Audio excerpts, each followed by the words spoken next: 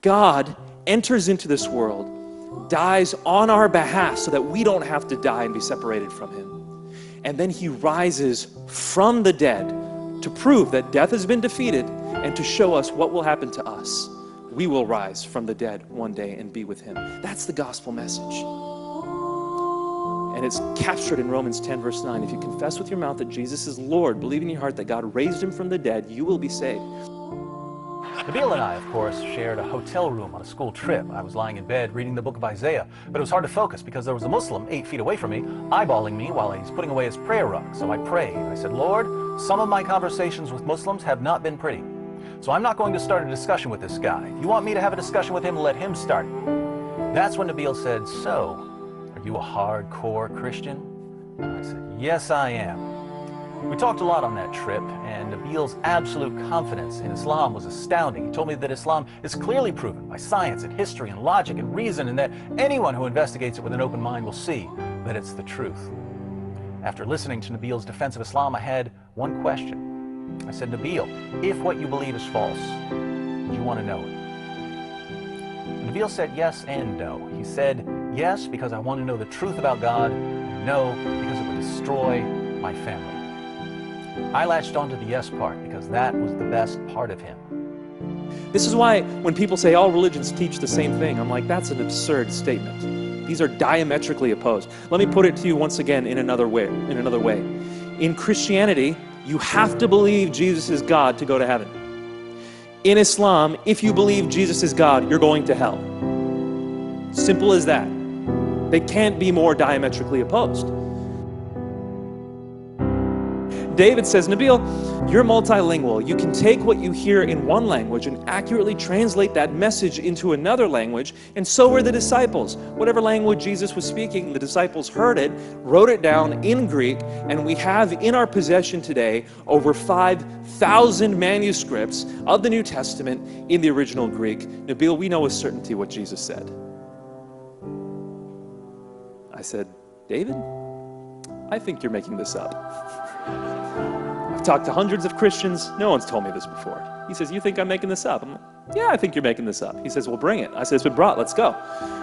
And so for the rest of the night, I just challenge him, argument after argument. I'm like, what do you mean Jesus died for the sins of mankind? How does one man's death pay for everybody's sins? What do you mean that God is a Trinity? How can three be one? What do you mean? And I would just challenge him on all these basic principles of Christianity. And for the first time, someone had thought about it and was actually giving me responses that began to make sense.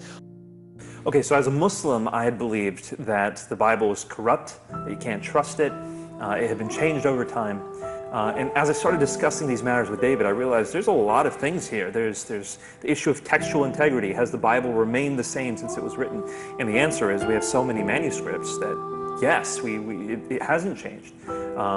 Can we trust what was originally said? There's good reason to think that the disciples and secretaries of the disciples wrote down the books of the New Testament.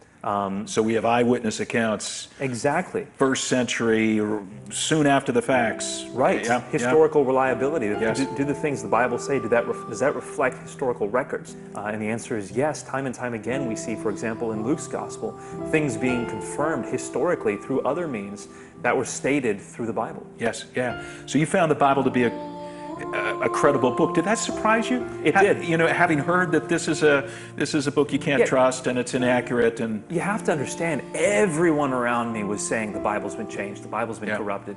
And when I'm investigating it for myself, I'm thinking, where are they getting this from? Why are they coming away with these conclusions? And so that begins to open my mind to think maybe there's other things I didn't quite understand. Sure. Now, I had used that challenge on Christians before. But what I didn't know about David is that he had been raised an atheist. 5 years prior, he had seen his friend Randy reading a Bible, and he had challenged Randy. He said, Randy, do you know why you're reading a Bible? Because you were born in America.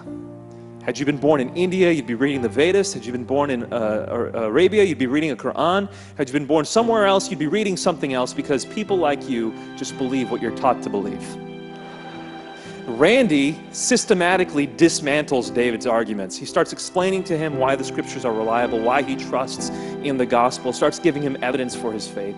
Over the course of the year, David slowly begins to realize that the Christian message is true.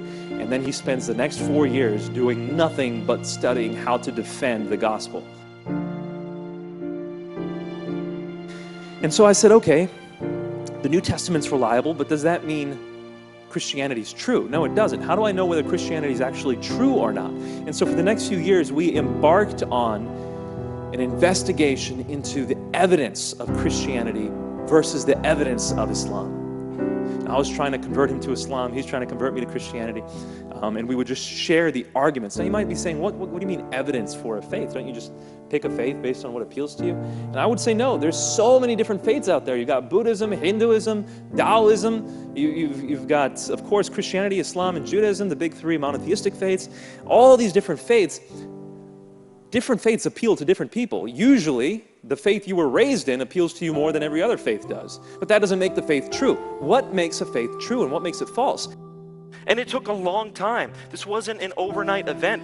But after about a year, I came to the conclusion, all right, the New Testament manuscripts are reliable.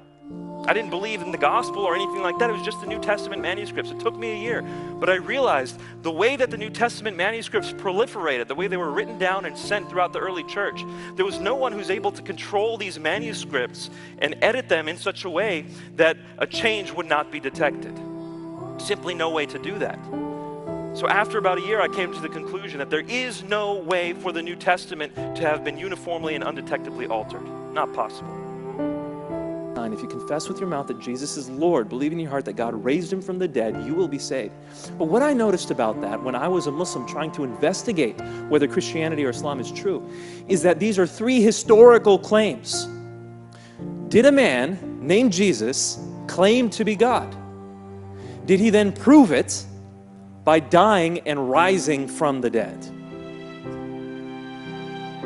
Does the evidence show that he died on the cross, and does the evidence show he rose from the dead? Interestingly, Islam denies all 3 of these points.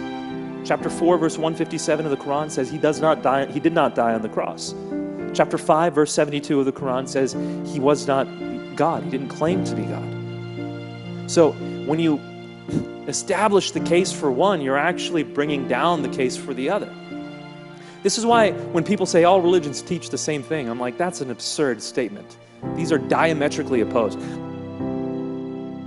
The moment she shared her faith with me, my respect for her went through the roof because I knew what the gospel message was. The gospel message is, unless you accept Christ, you will go to hell. At least that's how I understood it at the time. It's a bit richer than that. But that's how I understood it. And so I knew that, hey, there are all these Christians. I see them going to church on Sundays. They believe that you have to accept the gospel or otherwise I will go to hell. Why aren't they sharing the gospel with me? And I could only come up with one of 2 reasons. Either they don't really believe it or they don't care if I go to hell. Like, those are the only 2 things here. And honestly, I figured they don't really believe it. I mean, who does believe this stuff? I thought it was ridiculous. And so that was my understanding of Christianity. Think about this. As a Muslim, my whole life, I believed that God sat on his throne and he would never enter into this world, and he ruled us from above, and he gave us a bunch of things to do, and he would judge us at the end of time. But this story is that God was willing to enter into this world, in a filthy world. And he was willing to live as a carpenter, blue-collar laborer. And he's willing to live with people who would ultimately betray him. And then he's willing to go to a cross and suffer and die for the sake of sinners. Our God, who created the universe, all the stars in the sky, he just thought them into existence. That God is willing to die. And as he tells us that he loves us so much, he's willing to die for us, this is what he says: as I have loved you, so love one another. If you confess with your mouth that Jesus is Lord, believe in your heart that God raised him from the dead, you will be saved. Okay, Jesus is God, he died on the cross, and he rose from the dead. These 3 components actually form the gospel message. I'm not sure if you've heard the gospel before, but here's what it is in a nutshell. God himself, after having created us, knew that we would rebel against him, and indeed, we all rebel against him. And the penalty for separating ourselves from God like that is death. When you sin, you remove yourself from the source of life. When you rebel against God, you're looking at the source of life and saying, I'm walking away from you. And so you incur death for yourself. God enters into this world, dies on our behalf so that we don't have to die and be separated from him. And then he rises from the dead to prove that death has been defeated and to show us what will happen to us. We will rise from the dead one day and be with him. That's the gospel message.